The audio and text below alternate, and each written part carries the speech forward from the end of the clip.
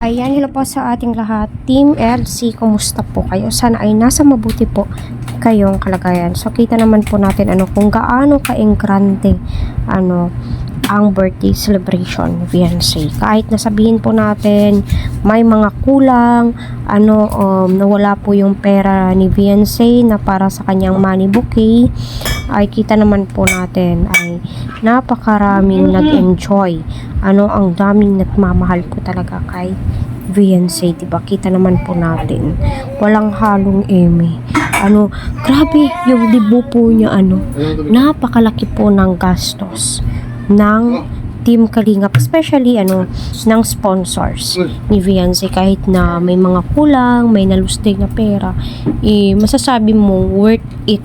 Pero marami din pong sponsors ang nanghihinayang dahil yung gusto po sana nilang mangyari ay hindi nga po nangyari dahil nga sa paglusday ng pera. Alam naman po natin kung anong ugaling meron si Beyonce. Hindi po siya yung tipong tao na gusto ko ng ganito, gusto ko ng ganyan, hindi.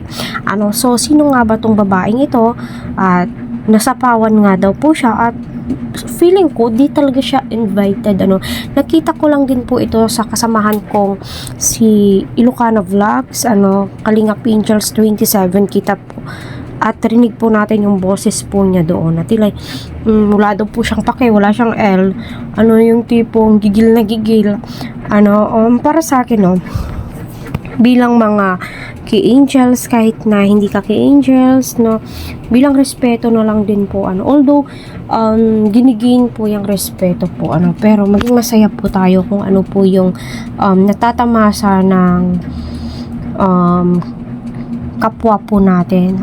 Never po tayong maging mainggit kung anong meron sa kanya, kung ano man po yung mga blessings na dumadating sa kanya, kasi deserve po niya yan.